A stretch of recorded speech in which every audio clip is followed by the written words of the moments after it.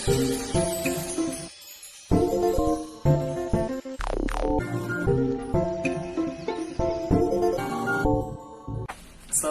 warahmatullahi wabarakatuh. Selamat datang di Fakta Okupasi Terapi.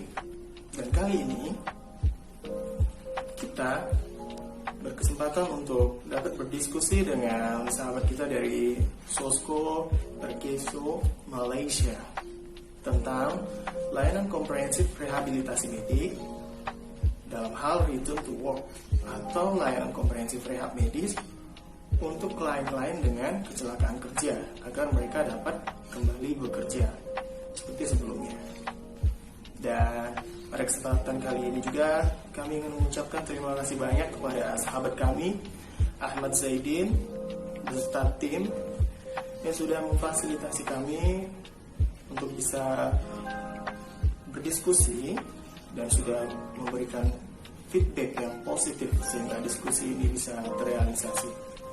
Selanjutnya, kami berharap video ini dapat memberikan informasi yang positif pada kita semua dan memberikan manfaat kepada siapapun yang menonton video ini. Dan pastiin kalian semua menonton video ini dari awal hingga selesai ya. Selamat menonton.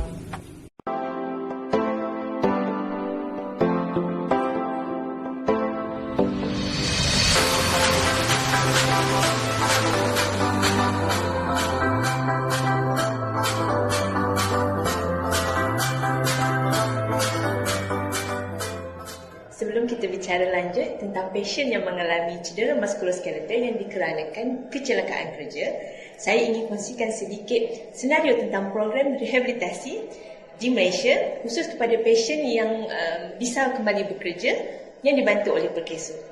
Perkeso menyediakan skim perlindungan melalui 3 akta utama, iaitu pertama, Akta Keselamatan Sosial Pekerja 1969, keduanya, Akta Keselamatan Sosial Pekerjaan sendiri 2017 dan Sistem Insurans Pekerjaan. Setiap daripada akta ini menyediakan pelbagai faedah termasuk faedah rehabilitasi.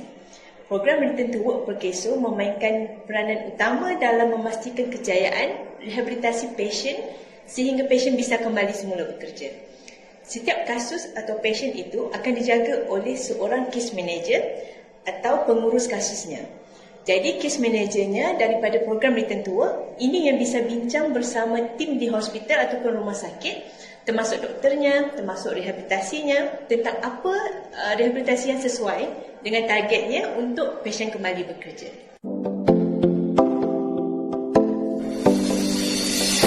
Terima kasih atas ruang dan peluang yang telah diberikan. Sebelum saya pergi lebih lanjut, adalah penting untuk kita fahami dahulu kata dasar occupational therapy itu sendiri, iaitu occupation.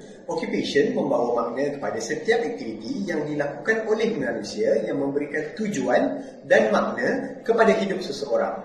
Jika dilihat komponen occupation di dalam OTPF, ia dibahagikan kepada 8, iaitu ADL, IADL, rest and sleep, education, work, play, leisure dan social participation.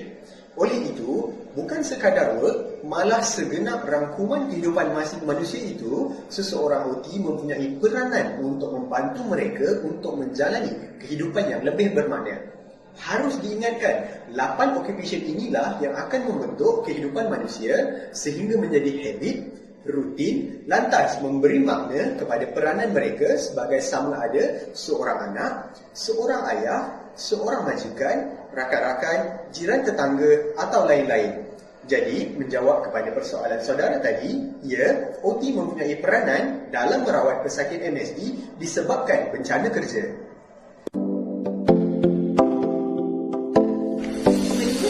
Keselamatan dan Kesihatan Pekerja JKKP di Malaysia sebanyak 41,136 kes kecederaan dan penyakit yang disebabkan oleh pekerjaan telah dilaporkan semenjak tahun 2005 sehingga Februari 2019.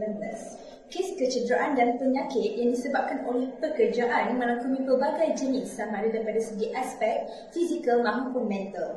Kes kecederaan dan penyakit ini sering dialami oleh pesakit sewaktu ke tempat kerja, semasa di tempat kerja dan dalam perjalanan balik dari tempat kerja.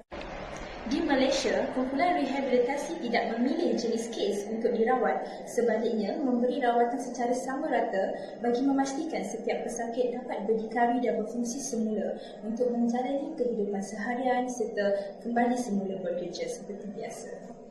Contoh kes yang dirujuk ke bahagian rehabilitasi adalah seperti berikut. Ia terbahagi kepada 6 kumpulan iaitu musculoskeletal injury, strain and sprain, neurology, brain injury, spinal cord injury, amputation dan mental illness. Dalam 6 jenis kumpulan kes ini, saya ingin kupas sedikit berkaitan mental illness kerana ia sering dipandang enteng oleh sesetengah pihak. Mental illness dikategorikan di bawah penyakit berkaitan pekerjaan kerana ia juga boleh terjadi akibat tekanan di tempat kerja atau disebabkan oleh faktor persekitaran di tempat kerja. Pesakit yang mengalami mental illness juga dirujuk ke bahagian rehabilitasi untuk sesi rawatan bagi mengembalikan fungsi pesakit dalam kehidupan seharian, seterusnya fokus untuk kembali semula bekerja.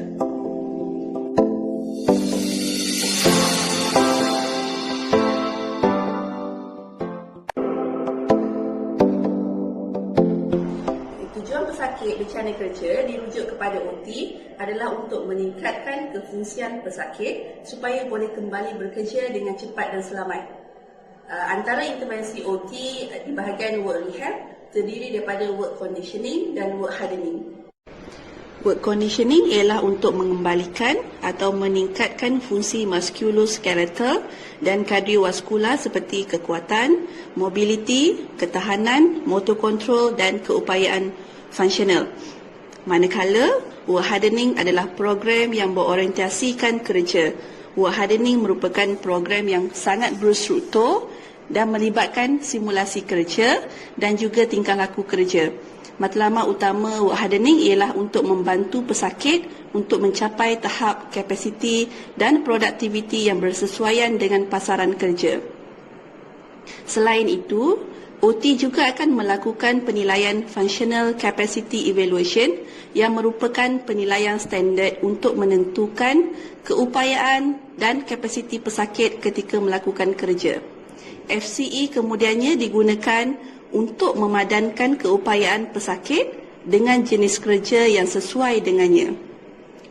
Selain itu, jurupulih bekerjasama dengan majikan dan pekerja untuk menilai tugas dan persekitaran tempat kerja. Kemudiannya, OT akan membuat rekomendasi ataupun pengesyoran modifikasi tempat kerja untuk membantu proses kembali bekerja pesakit tersebut berjaya. Penilaian dan latihan memandu juga dilakukan oleh jurupulih cara kerja. Ini juga penting untuk memastikan pesakit boleh pergi dan balik dari tempat kerja dengan selamat. OT akan mengesyorkan modifikasi kenderaan yang bersesuaian dengan pesakit sebelum diuji oleh badan yang dipertanggungjawabkan di Malaysia, iaitu Jabatan Pengangkutan Jalan Malaysia. Juruterapi cara kerja memainkan peranan penting dalam perancangan pemulihan untuk pesakit-pesakit yang mempunyai penyakit muskuloskeletal. Penyakit tersebut biasanya berkait rapat dengan kecederaan tulang dan otot anggota badan. Perancangan pemulihan yang komprehensif dan berkesan dapat dicapai dengan melaksanakan perancangan rawatan yang berkonsepkan model biopsikososial. Biopsikososial adalah suatu model yang mengambil kira 3 komponen utama dalam rawatan, iaitu biologi, psikologi dan sosial. OT yang menggunakan model ini dalam praktis klinikal dapat membantu untuk mengetahui faktor-faktor yang mempengaruhi keadaan kesihatan pesakit. Dari segi biologi, pesakit yang mempunyai kecederaan muskuloskeletal biasanya akan mendapatkan rawatan daripada 4 pihak, iaitu doktor merawat, juruterapi, pengamal prostetik dan ortotik dan juga psikologi sekiranya perlu. OT perlu berhubung dengan doktor yang merawat di jabatan utama untuk merawat kecederaan ini, iaitu ortopedik, rehabilitasi dan juga neurologi. OT juga perlu tahu keadaan semasa pemulihan tulang untuk membuat perancangan rawatan yang sesuai. Ini penting untuk tahap untuk tahu tahap kesukaran atau intensiti rawatan tersebut supaya tidak menyebabkan kecederaan yang berulang. OT dan doktor rehabilitasi perlu bekerjasama dalam memantau pemulihan fizikal pesakit supaya berjalan dengan lancar. Sekiranya pesakit mempunyai masalah saraf, OT perlu merujuk dengan doktor neurologi untuk memastikan rawatan secukupnya diberikan kepada pesakit. Juruterapi seperti OT dan fisioterapi memainkan peranan penting untuk mempercepatkan pemulihan pesakit muskuloskeletal. Juruterapi perlu menghasilkan suatu rawatan ataupun perancangan rawatan ke arah kembali bekerja semula dengan mengambil kira jenis pekerjaan pesakit. Juruterapi perlu tahu limitasi pesakit sama ada boleh ditambah baik ataupun sebaliknya supaya sasaran pemulihan dapat dicapai dengan lebih cepat. Juruterapi yang merawat pesakit muskuloskeletal perlu mengambil kira mengenai pergerakan anggota ROM, kekuatan otot dan kesakitan yang mereka alami. Sebagai contoh, pesakit yang mempunyai pekerjaan juruteknik perlu menggunakan kekuatan tangan untuk mengendalikan alatan seperti sepanau. Aktiviti ini memerlukan kekuatan dan pergerakan tangan yang cukup untuk menggunakan alatan tersebut. Juruterapi perlu memastikan pergerakan dan kekuatan tangan otot mencapai tahap yang secukupnya untuk membuat aktiviti tersebut. Pengurusan kesakitan juga perlu dilakukan supaya aktiviti menggunakan alatan sepanah tidak terganggu. OT atau doktor merawat perlu mengetahui pesakit sama ada mempunyai impairments atau disabilities. Biasanya, impairment dapat dikurangkan dengan intervensi alat bantuan seperti lumbar support, knee braces dan sebagainya. Ortotik yang bersifat akomodatif mampu membantu pesakit muskuloskeletal untuk melakukan suatu aktiviti dengan mengelakkan ataupun melambatkan keadaan kesakitan atau kecederaan menjadi bertambah teruk. Selain itu, ortotik yang bersifat korektif mampu mempercepatkan pemulihan fizikal dengan lebih berkesan. Sebagai contoh, ankle foot orthosis, dorsal assist dapat membantu penyakit yang mempunyai muscle spasm yang menyukarkan pesakit melakukan pergerakan dorsiflexion. Pemakaian alatan tersebut secara kerap dapat membantu memberi tekanan untuk melembutkan otot bagi melakukan pergerakan tersebut. Akhir sekali, sesetengah pesakit muskuloskeletal mempunyai masalah kesihatan mental perlu dirujuk dengan psikologis. Kesihatan mental perlu untuk memastikan pesakit tersebut menjalani rawatan yang dilaksanakan OT dengan betul dan berkesan. Sesetengah pesakit yang mempunyai kondisi PTSD perlu dibantu melalui pembekalan ubat-ubatan. Salam sejahtera kepada rakan-rakan OT di Indonesia.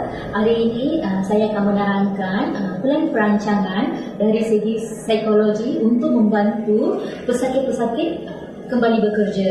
So first, saya akan menerangkan daripada early contact. So, jika kita dapat satu kes daripada pihak hospital maupun doktor, kita akan melawat pesakit itu di hospital. Ini bertujuan kita mengadakan hubungan awal dengan pesakit. Kita memastikan pesakit itu merasa selamat dan ada orang daripada organisasi luar mengambil berat terhadap pesakit. Seterusnya, pengurus kes akan mengadakan penilaian awal bersama dengan pesakit. Yang ini adalah bertujuan untuk kita mendapatkan maklumat yang lebih lanjut daripada latar belakang keluarga, pendidikan, kekuatan, kelemahan. So, lepas tu kita akan mengadakan satu plan perancangan bersama-sama dengan pesakit. Semasa kita melakukan penilaian awal bersama dengan pesakit, kita menerangkan lagi mendalam dari segi dia punya emosi. So kita nak tahu penerimaan pesakit dari segi terhadap diri sendiri, lepas itu perasaan mereka yang mengalami rasa marah, sedih, tekanan akibat mengalami kemalangan yang tersebut. Pengurus kes juga akan menerokai dari segi aspek sosial, iaitu penerimaan daripada ahli keluarga, majikan dan juga jiran-jiran terhadap pesakit tersebut dengan keadaan yang terkini. Kita juga bertindak sebagai kaunselor dan juga penasihat kepada pesakit-pesakit dari segi perancangan kembali bekerja. So, di sini kita akan memberikan maklumat dari segi prosedur claim dan juga dari segi motivasikan pesakit tersebut untuk kembalikan bekerja. kita juga bertindak sebagai kaunselor keluarga. Kita akan duduk bersama-sama dengan ahli keluarga. Kita akan menerangkan keadaan pesakit masa kini dan penerimaan ahli keluarga terhadap pesakit. Seterusnya adalah komunikasi bersama dengan majikan. Mengadakan satu komunikasi yang efektif bersama dengan majikan, bincang dengan majikan berkenaan keadaan pesakit sekarang, plan perancangan dari segi kembali bekerja dan juga bantuan yang disediakan oleh majikan kepada pesakit dari segi insurans kelompok dan juga modifikasi dan accommodation bagi pekerja setelah mereka dah kembali bekerja. Kita juga akan mengadakan kaunseling kelompok bersama dengan rakan-rakan sekerja pesakit. Dalam kaunseling kelompok, kita akan menerangkan keadaan pesakit terkini dan juga apa peranan yang dimainkan oleh rakan sekerja setelah pesakit itu kembali bekerja. Dari segi tolong-menolong, bekerja sama semasa melakukan sesuatu kerja di tempat kerja. Teori yang dipraktiskan adalah teori REBT yang diusahakan oleh Albert Ellis yang mengandungi 6 elemen utama, iaitu activating, belief, consequences, disputing, effective new belief dan juga new feeling, yang menekankan kepercayaan yang tidak rasional pada diri individu yang menyebabkan permasalahan kepada emosi dan tingkah laku pesakit.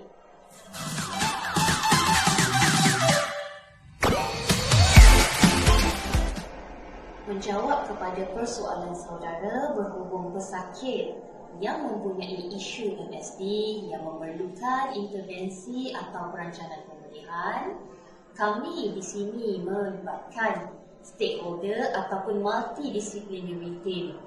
Antara stakeholder yang dilibatkan dari aspek sosial adalah ahli keluarga pesakit itu sendiri, yang mana kita mengadakan perbincangan bersama ahli keluarga untuk menjelaskan kepada ahli keluarga akan perjalanan ataupun proses pemulihan terhadap pesakit, yang mana pesakit ini disasarkan untuk kembali bekerja semula, dengan harapan ahli keluarga faham akan perancangan yang dijalankan terhadap pesakit. Seterusnya, sokongan moral adalah amat diperlukan dari ahli keluarga kepada pesakit kerana mereka merupakan ahli keluarga atau orang yang terdekat dengan pesakit ataupun bertindak sebagai penjaga di saat pesakit memerlukan. Seterusnya, informasi atau maklumat tambahan adalah amat diperlukan daripada ahli keluarga pesakit sebagai perkongsian kepada OT atau doktor yang merawat.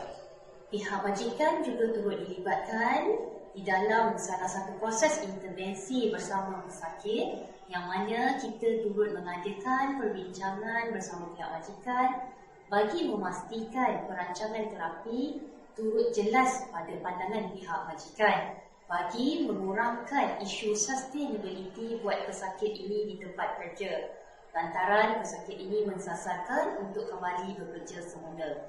Selain itu, kami turut melaksanakan penilaian di tempat kerja bagi mengenal pasti skop tugas pesakit. Untuk maklumat ini, kami kongsi bersama doktor ataupun OT yang merawat.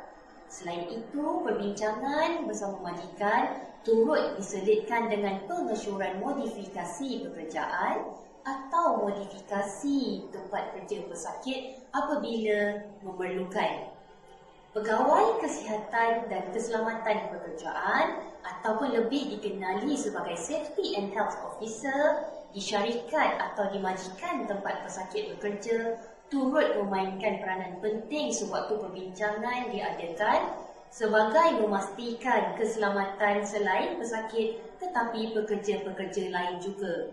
Sewaktu perbincangan bersama pihak majikan, isu ataupun faedah perubatan pesakit turut dikenal pasti oleh pihak kami bagi mengetahui jikalau pesakit memerlukan maintenance terapi selepas ini, iaitu selepas beliau menjalani pemulihan secara intensif di bawah biayaan insurans ataupun syarikat tempat pesakit itu bekerja.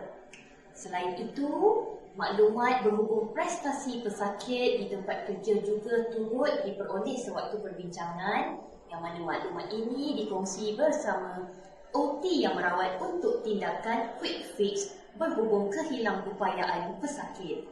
Selain itu, pihak kami turut menjelaskan faedah yang boleh diperoleh oleh pihak majikan juga, kerana kita mahukan situasi win-win ataupun win-win situation buat majikan, yang mana pihak majikan boleh untuk mendapat pengecualian cukai jikalau mereka menggajikan pesakit ataupun pekerja yang mengalami hilang upaya.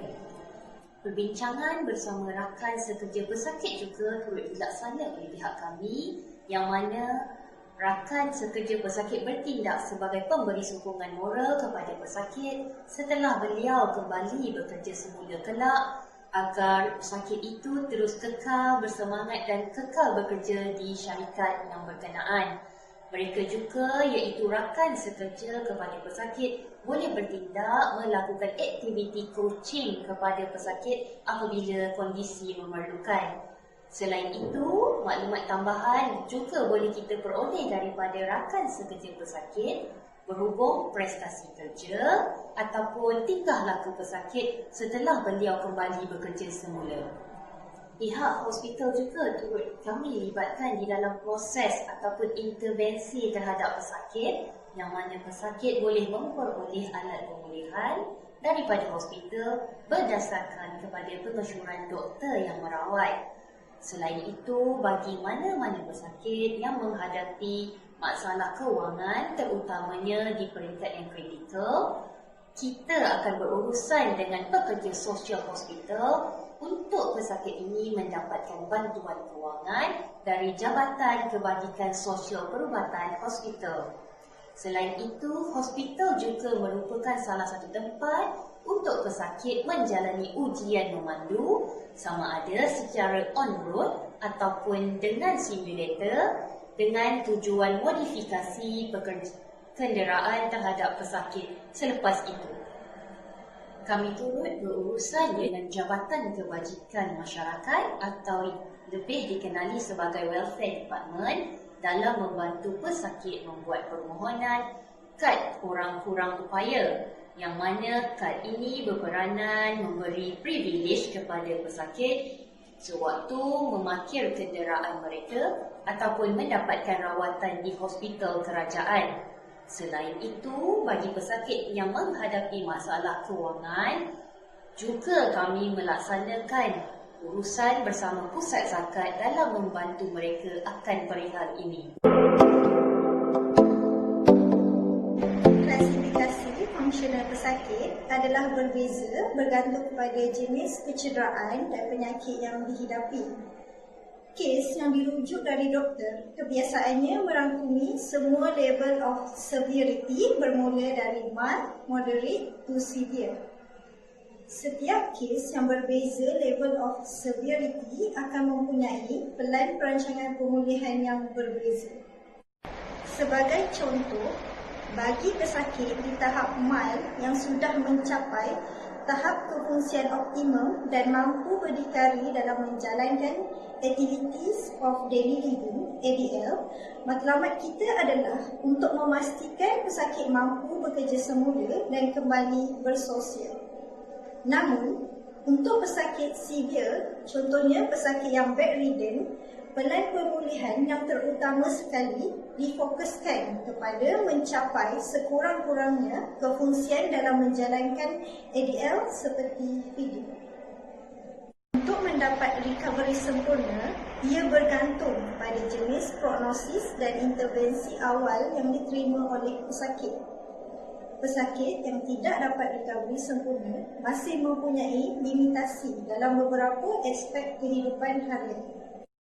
Oleh itu, peranan kita sebagai OT adalah sangat penting untuk memastikan pesakit mampu menjalani roles dan rutin yang asal, atau sekiranya tidak boleh kembali kepada asal, OT perlu mencari kaedah untuk membenarkan mereka menjalani kehidupan dengan roles dan rutin baharu atau diubah suai bagi memberi makna kepada pesakit sebagai individu yang berupaya menyumbang kepada keluarga, masyarakat, agama dan negara. Perpaduan kedua-dua jenis alat iaitu digital dan non-digital membantu dalam proses untuk meningkatkan kefungsian pesakit dan seterusnya membolehkan pesakit tersebut kembali semula bekerja.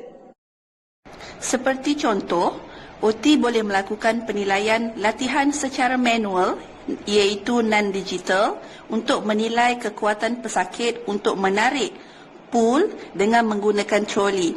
Namun begitu, penggunaan alatan digital seperti di Malaysia yang digunakan iaitu BTE Primus adalah sangat efektif di mana bacaan kekuatan pesakit tersebut boleh terus dibaca dan dianalisis. Seterusnya, mari kita lihat alatan non-digital iaitu DigiFlex.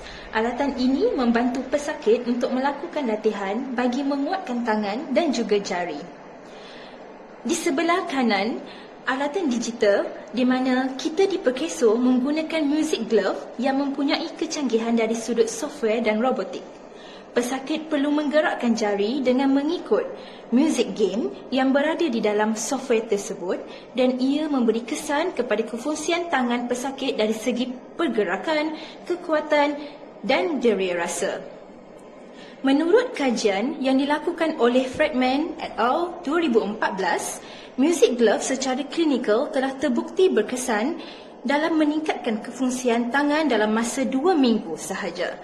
Contohnya seperti membantu kefungsian dalam aktiviti membuka pintu, menaip dan sebagainya.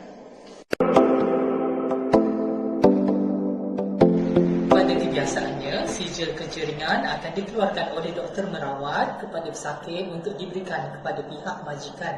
Pengurus kes ataupun OT juga disarankan untuk berbincang bersama doktor merawat mengenai keadaan pesakit dan keperluan sijil kerja ringan sekiranya berkaitan. Yang kedua ialah penilaian tempat kerja. Penilaian tempat kerja akan dilakukan bersama pihak majikan dan pekerja untuk memastikan pekerja yang tercedera kembali bekerja dengan persekitaran yang sihat dan selamat. Penilaian tempat kerja ini boleh dilakukan sebelum ataupun selepas pekerja kembali bekerja untuk menyuai padan kemampuan pekerja dengan tugasan yang diberikan. Pengubahsuaian kerja ataupun job modification akan dilakukan hasil daripada penilaian tempat kerja ini.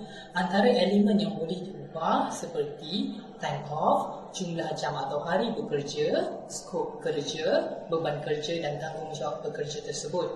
Tanggungjawab penyediaan tempat kerja yang sihat dan selamat ini disokong oleh Akta Keselamatan dan Kesihatan Pekerjaan 1964 di Malaysia seperti berikut.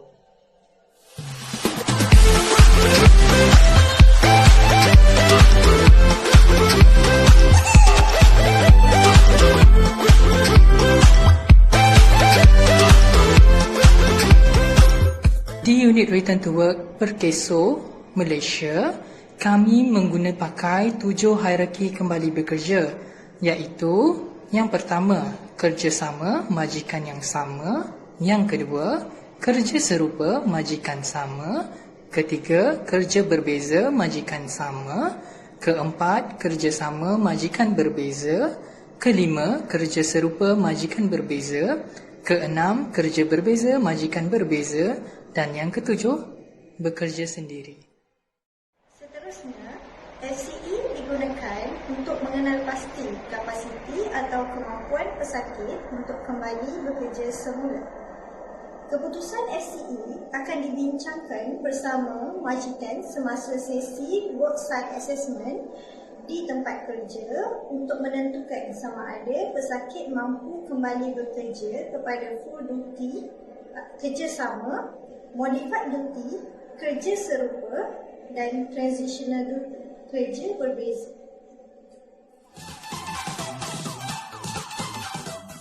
Sekiranya majikan tidak mampu menyediakan kerja serupa dan kerja berbeza kepada pesakit yang tidak recovery sempurna ini, maka pesakit akan dicadangkan untuk mencari pekerjaan lain yang sesuai dengan kapasiti pesakit dengan bantuan pegawai perkhidmatan pekerjaan.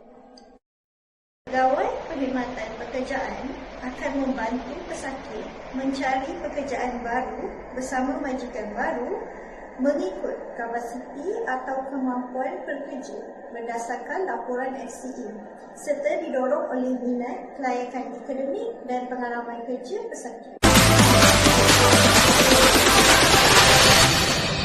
Pengurusan hilang upaya memerlukan penglibatan semua pihak stakeholders, sama ada secara langsung atau sebaliknya. Yang kedua, kesihatan mental dan fizikal perlu dititik beratkan dalam merencanakan perancangan ke arah kembali bekerja semula. Dan terakhir sekali, peralatan sama ada berteknologi tinggi ataupun sebaliknya perlu disemak sebelum dibekalkan supaya manfaat yang diperoleh setara dengan kos pembekalan tersebut. Pesan saya kepada rakan-rakan OT di Indonesia, saya berpandangan bahawasanya klinik return to work perlu dilaksanakan kerana ianya mempunyai beberapa justifikasi. Antaranya adalah klinik return to work ini dilaksanakan bersama pihak hospital, tetapi ianya merupakan family conference. Klinik return to work adalah bertindak sebagai satu perkara yang holistik kerana ianya melibatkan pesakit itu sendiri, doktor yang merawat, pihak majikan, ahli keluarga pesakit dan OT yang merawat juga turut ada bersama berbincang di dalam waktu yang sama. Di dalam senario ini, segala permasalahan terus dapat diperjelaskan atau diketahui di waktu yang sama dan perancangan pemulihan buat pesakit juga terus dapat dirancang serta-merta bagi memastikan kelancaran intervensi atau perancangan pemulihan buat pesakit. Pesanan saya kepada rakan-rakan OT di Indonesia adalah kita bersifat empati, iaitu kita merasakan apa yang dirasa oleh pesakit kita masa kita mengendalikan pesakit tersebut. Kita juga berfikiran positif semasa kita mengendalikan sesuatu kes. Semasa kita menerima satu kes, kita tidak boleh menganggap kes itu kes yang berat. Kita tidak boleh membantu pesakit itu kembali bekerja. Apa-apa pun kita kena berfikiran positif. Kita motivasikan diri sendiri untuk membantu pesakit kita. Kita bersikap berani menghadapi situasi. Contohnya kita selepas kita terima satu kes yang amat berat, macam kes yang pesakit yang memang terlantar, so kita berani menghadapi situasi itu. Apa pun kita membantu pesakit itu dari segi kembali bekerja ataupun kita bantu dari segi ideal mereka. Kita juga bertindak profesional dan juga tidak mengamalkan diskriminasi terhadap pesakit kita. Teman-teman OT perlu mempunyai pengetahuan dalam bidang pengurusan sumber manusia dan juga akta yang terlibat. Ini kerana anda perlu mengetahui secara ringkas mengenai pelaksanaan polisi syarikat, pemakaian akta yang berkaitan, langkah-langkah yang perlu diambil sekiranya berlaku kecederaan kepada pekerja untuk mengetahui hak-hak pekerja serta tanggungjawab majikan. Selain itu juga, sekiranya anda mempunyai pengetahuan dalam bidang pengurusan ini, anda dapat memberikan nasihat kepada pesakit yang mana mampu meningkatkan tahap motivasi untuk kembali pulih. Dan anda juga dapat memberikan nasihat kepada majikan tentang langkah yang boleh diambil untuk membantu pesakit apabila kembali bekerja. Selesai sudah pesanan daripada rakan-rakan saya. Oleh itu, pesanan saya kepada rakan-rakan OT adalah untuk keluar daripada zon selesa, untuk mempelajari sesuatu perkara di luar daripada lingkungan kesihatan. Adalah penting untuk kita lengkapkan diri dengan pelbagai ilmu, contohnya ilmu HR, Human Resource, ilmu Counselling atau ilmu vocational, kerana kepada saya OT akan sentiasa menjadi jack of all trade, di mana OT akan memikirkan pelbagai perkara bagi membantu pesakit untuk terus berdikari. Ya benar, namanya Certified Disability Management Professional, CDMP, dan juga yang keduanya Certified Return to Work Coordinator, CRTWC. Untuk di Asia, kiranya PKSO adalah organisasi yang telah diberi permit untuk menjalankan peperiksaan CDMP dan CRTWC ini kepada calon yang ingin mengambil peperiksaan. Kini sudah seramai 143 orang telah mempunyai CDMP, yang mana 3-nya adalah daripada tim rumah sakit dan juga mereka adalah daripada bidang okupasi terapi. Juga 4 orang daripada BPJS Indonesia sudah lulus CDMP pada tahun 2019, iaitu tahun lepas. Jadi kami di PKSO ingin mengalu-alukan teman-teman di Indonesia untuk turut sertai peperiksaan CDMP ini ataupun CRTWC pada masa akan datang. Teman-teman juga boleh layari rtwsopso.weebly.com untuk ketahui lanjut tentang peperiksaan CDMP.